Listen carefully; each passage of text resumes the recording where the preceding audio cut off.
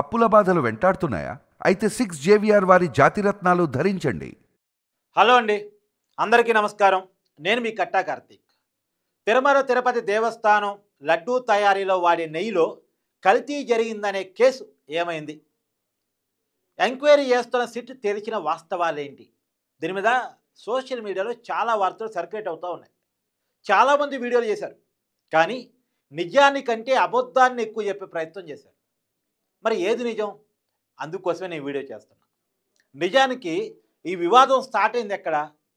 2024 September 19 ముఖ్యమంత్రిగా ఉన్నటువంటి నారా చంద్రబాబు నాయుడు గారు ఎన్డీఏ కూటమి ఎమ్మెల్యేల సమావేశంలో వైసీపీ అధికారంలో ఉన్నప్పుడు తిరుపతి దేవస్థానం ప్రసాదంలో కూడా కల్తీ జరిగిందని, ప్రధానంగా లడ్డూలో వాడి నెయ్యిలో కల్తీ జరిగిందని, యానిమల్ పార్ట్ వాడారని చంద్రబాబు నాయుడు గారు వ్యాఖ్యానించారు.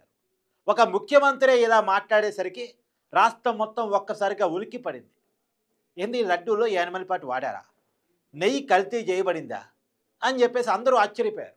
తర్వాత ఎన్డీడీబీ ల్యాబ్, ఇది గుజరాత్లో ఉంటుంది. ఈ ల్యాబు దేశంలోనే అత్యంత ప్రసిద్ధి కాంచిన ల్యాబ్. ఆ ల్యాబ్ రిపోర్ట్స్ కూడా బయటకు వచ్చాయి. అన్ని మీడియా కూడా ఆ ల్యాబ్ రిపోర్ట్స్ని చూపించింది. జనాలకు కూడా అర్థమైంది, నిజంగానే వైసీపీ అధికారులు ఉన్నప్పుడు నెయ్యిలో కల్తీ జరిగింది అనేటువంటి విషయం. దాని మీద రాష్ట్ర ప్రభుత్వం సిట్తో ఎంక్వైరీకి ఆదేశించింది. అయితే రాష్ట్ర ప్రభుత్వం వేసిన సిట్టు సరిగా నిజాలు తేల్చదు. ఆల్రెడీ ముఖ్యమంత్రి గారు ఒక స్టేట్మెంట్ ఇచ్చున్నారు కాబట్టి అదే నిజమని నమ్మించడానికి ప్రయత్నం చేసింది. వాస్తవాల కంటే రాష్ట్ర పోలీసులు ప్రభుత్వ పెద్ద ముఖ్యమంత్రి గారు చెప్పిన దాన్నే నిరూపించడానికి ట్రై చేస్తారు, వాస్తవాలు తేల్చరు అని చెప్పేసి మాజీ TTD board chairman, YCP Rajya Sabha సభ్యులు వైవి సుబ్బారెడ్డి గారు సుప్రీంకోర్టుకి వెళ్ళారు. కేంద్ర దర్యాప్తు సంస్థ సిబిఐతో ఎంక్వైరీ చేయించండి, మాకు రాష్ట్రంలో ఉన్న సిట్టు మీద నమ్మకం లేదు, సిబిఐతో ఎంక్వైరీ చేయించండి అని సుప్రీంకోర్టుకి వెళ్ళారు. గౌరవ సుప్రీంకోర్టు తీర్పిచ్చింది. అంటే సిబిఐ డైరెక్టర్తో కూడినటువంటి సిట్టు, అంటే రాష్ట్రం వేసిన సిట్ని సిబిఐని అనుసంధానం చేస్తూ ఒక ప్రత్యేకమైనటువంటి దర్యాప్తు బృందాన్ని నియమించింది. సుప్రీంకోర్టుకి ఆ నివేదిక అందించాలని చెప్పింది. సో సుప్రీంకోర్టు ఆదేశాల మేరకు రంగంలో దిగినటువంటి ప్రత్యేక దర్యాప్తు బృందం ఇప్పుడు సీల్డ్ కవర్లో సుప్రీంకోర్టుకి నివేదిక ఇచ్చింది.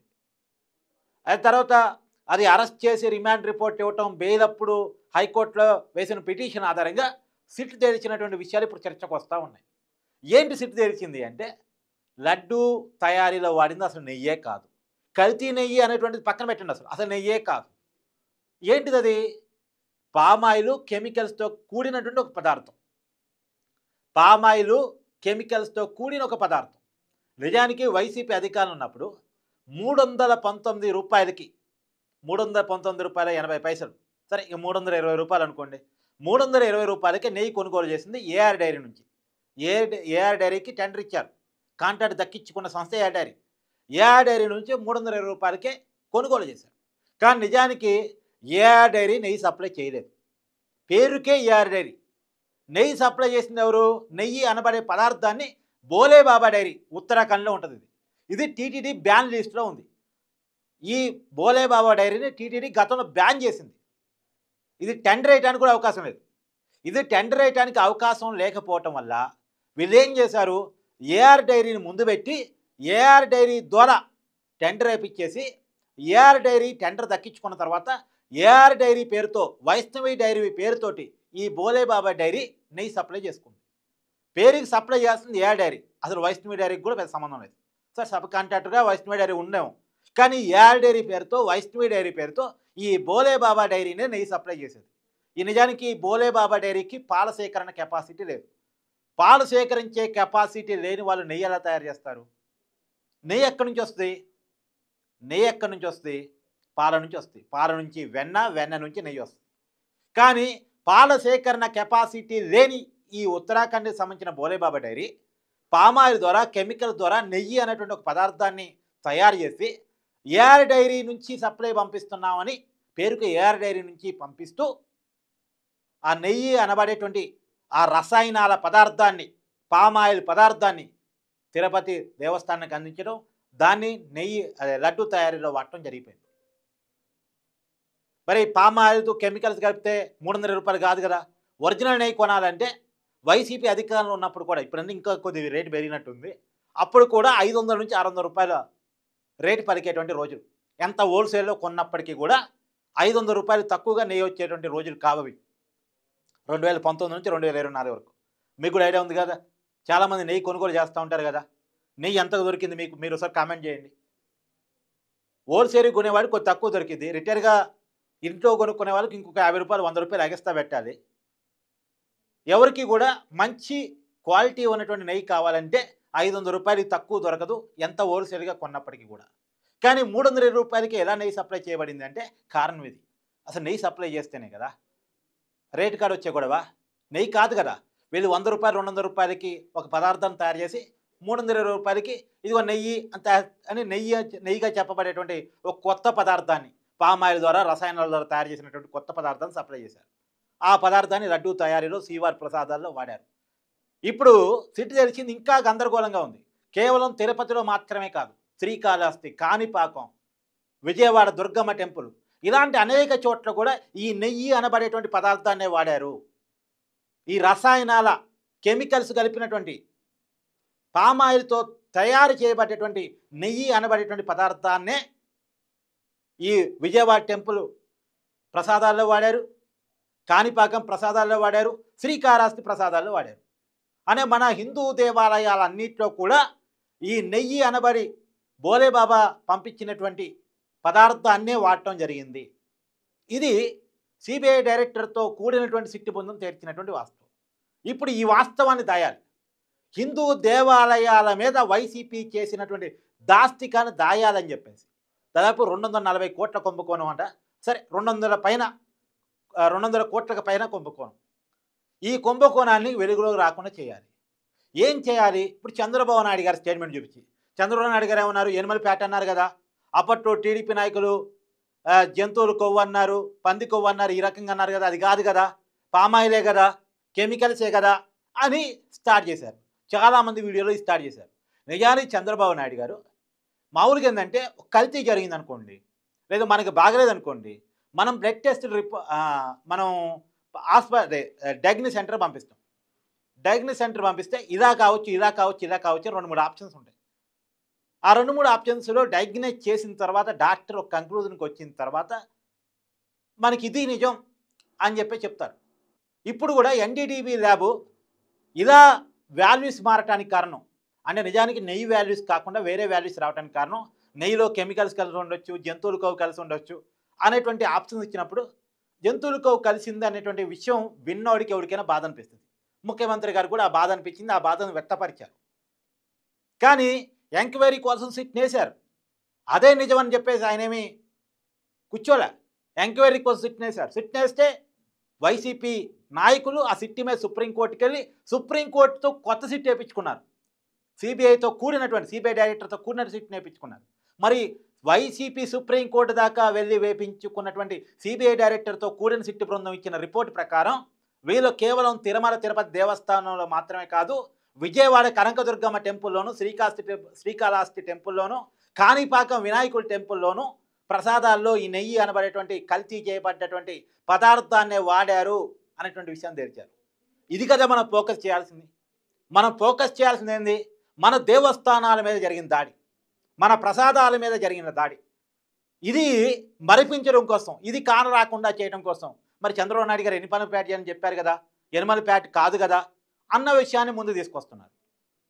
ఇప్పుడు మనం చంద్రబాబు నాయుడు గారు ఆ రోజు రిపోర్ట్ ఆధారంగా ఆయనకున్న అనుమానాన్ని వ్యక్తం చేసిన విషయాన్ని మనం మాట్లాడుకోవాలా? నిజంగా తేలింది, ఇప్పుడు సిట్ తెలిసింది, కల్తీ అయితే జరిగింది, అసలు నెయ్యి కాదది, నిజానికి సప్లై చేయాల్సిన సంస్థ కూడా సప్లై చేయలేదు. ఎవరు ఉత్తరాఖండ్ అని చెప్పేసి బోలేబాబా డైరీ, అది బ్యాన్ చేయబడ్డ డైరీ, టీడీడీకి సప్లై కూడా చేయకూడదు, చేయి కూడనోడు చేశాడు. మరి చేయి కూడనోడు సప్లై చేస్తూ ఉంటే ప్రభుత్వం ఏం చేస్తుంది? 2019 నుంచి 24 వరకు ఏఆర్ డైరీ పేరుతో ఉత్తరాఖండ్ డైరీ సప్లై చేస్తూ ఉంటే, నిజానికి ఏఆర్ డైరీ తమిళనాడులో ఉంది, దుండిగల్లో, ఉత్తరాఖండ్లో ఉంది బోలేబాబా డైరీ. వైష్ణవి డైరీ అయితే చిత్తూరు జిల్లాలోనే ఉంది.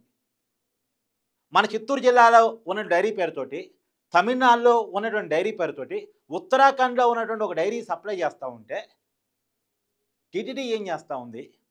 ప్రభుత్వం ఏం చేస్తూ ఉంది? అంటే కావాలని చేపించినట్టేగా ఇది. ఇది నా యొక్క ఉద్దేశం, నా యొక్క అనుమానం. నిజానికి ఈ 200 కోట్ల కోసం వైసీపీ పడ్డ కక్కుర్తా, లేదు అంటే హిందూ దేవాలయాల మీద ఇష్టం లేక చేసిన దాడా? వాళ్ళకి దేవాలయాల మీద నమ్మకం లేకపోవటం, హిందూ మనోభావాల మీద నమ్మకం లేకపోవటం. నేను ఇది ఎందుకు చెప్తానంటే, జగన్మోహన్ రెడ్డి గారు ఎప్పుడూ కూడా సతీ సమేతంగా వెళ్ళి దేవుణ్ణి దర్శించుకున్న వ్యక్తి, బ్రహ్మోత్సవానికి పట్టు వస్త్రాలు సంబంధించిన వ్యక్తి కాదు. సింగిల్గా వెళ్తారు ఆయన. అంటే వాళ్ళు పెద్దగా దేవుని పాటి నమ్మకం ఉంచరు. ఉంచినప్పుడు ఉండనట్టు ఉంటే పోయా, సరే ఎవరు ఇష్టం దైవాన్ని వాళ్ళు నమ్ముకుంటారు. పైగా డిక్లరేషన్ ఇవ్వడం ఇష్టం లేక తిరుమల పోవటం రద్దు చేసుకున్నటువంటి వ్యక్తి జగన్మోహన్ రెడ్డి గారు. కేవలం డిక్లరేషన్ ఇవ్వడం ఇష్టం లేక. ఏముంటుంది డిక్లరేషన్లో? జగన్మోహన్ రెడ్డికి రాస్తున్నా ఉన్న టీటీడీకి రాసిమని ఉంటుందా? ఉండదు. నాకు హిందూ మతం మీద గౌరవం ఉంది, వెంకటేశ్వర స్వామి మీద భక్తి ఉంది, అందుకే ఇక్కడికి వచ్చాను. మరి తిరుపతి వచ్చినప్పుడు ఎందుకు వచ్చామని చెప్పాలి కదా. తిరుమల పైకి కొండ మీదకి వచ్చినప్పుడు ఆడికి వచ్చేది దేవుడి దర్శనం కోసం. దేవుడి దర్శనం కోసం వచ్చే వాళ్ళు ఏం చెప్పాలి? దేవుడి మీద భక్తితోనే వచ్చాను, ఈ మతం మీద గౌరవంతోనే వచ్చానని చెప్పడానికి కొంచెం అభ్యంతరం ఏంటి? రాష్ట్రపతిగా పనిచేసినటువంటి అబ్దుల్ కలాం గారు కొండనెక్కినప్పుడు డిక్లరేషన్ ఇచ్చారు. మొన్న ఆంధ్రప్రదేశ్ డిప్యూటీ సీఎంగా పవన్ కళ్యాణ్ గారి వైపు తన ఇతర దేశస్తున్నారు, ఇతర మతస్థున్నారు, తను ఇచ్చారు డిక్లరేషన్. ఎవరైనా ఇవ్వాల్సిందే. నిజానికి రాష్ట్రపతి అంటే దేశానికి రాజులు అంటాడు, దేశానికి ప్రథమ పౌరుడు. అబ్దుల్ కలాం ఇచ్చాడు. అబ్దుల్ కలాం గారు ఇచ్చింది, డిప్యూటీ సీఎం వైఫ్ ఇచ్చారు. మరి జగన్మోహన్ రెడ్డి గారికి మాత్రం ఇవ్వడానికి అభ్యంతరం ఏంటి అంటే ఇక్కడే కనపడుతుంది. అంటే ఎక్కడో ఒక ఆక్రోశం, కోపం హిందూ మతం మీదో, హిందూ సాంప్రదాయాల మీదో ఎక్కడో ఏదో కనపడుతుంది. చివరికి జగన్మోహన్ రెడ్డి గారు అధికారంలో ఉన్నప్పుడు చేయకూడని ఒక పని చేశారు, పెద్ద వైరల్ అయింది. ఏంటది? వాళ్ళ ప్యాలెస్లోనే వెంకటేశ్వర స్వామి నమూనాని, టీటీడీ నమూనాని పెట్టుకొని పూజలు చేశారు. దేవుడి దగ్గరికి మనం పోవాలి, వెంకటేశ్వర స్వామిని, తిరుమల వెంకటేశ్వర స్వామిని దర్శించుకోవాలంటే తిరుమల కొండ మీదకి ఎక్కాలి. ఆ నమూనాను మన ఇంట్లో పెట్టుకుంటే అది పూజ కాదు, అది పూజా కార్యక్రమం కాదు. కానీ అది జరగబడింది. దేవుడి దగ్గరికి వెళ్ళటం ఇష్టం లేకనో ఏమో నమూనాన్ని తన ఇంట్లో పెట్టుకుని పూజా కార్యక్రమాలు సతీ సమేతంగా చేశారు జగన్మోహన్ రెడ్డి గారు.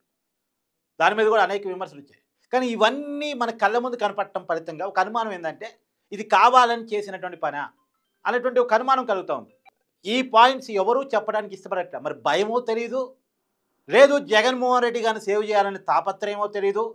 తప్పును తగ్గించాలి, తప్పు జరిగింది, తప్పు తేలింది, ఆ తప్పు జనాల్లోకి వెళితే రేపు జగన్మోహన్ రెడ్డి గారిని ఏ హిందువు కూడా ఇష్టపడ్డు, కాబట్టి తప్పు క్రమాన్ని తగ్గించాలి అనేటువంటి తాపత్రయమో నాకు తెలియదు. కానీ చాలామంది వీడియోస్లో చంద్రబాబు నాయుడు గారు యానిమల్ పాట అన్నారు కదా, అది లేదు కదా, జంతువులు కొవ్వన్నారు, అది లేదు కదా, దీని మీద స్టిక్ అని అవుతున్నారు తప్ప జరిగిన నేరం ఎలాంటిది?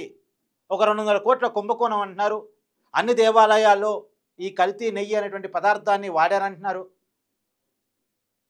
ఇది ఇది ఇది హైలైట్ చేయటం చాలామంది చేయట్లేదు. అందుకనే వాస్తవాలు చెప్పేదానికోసం నేను వీడియో చేస్తా ఉన్నాను.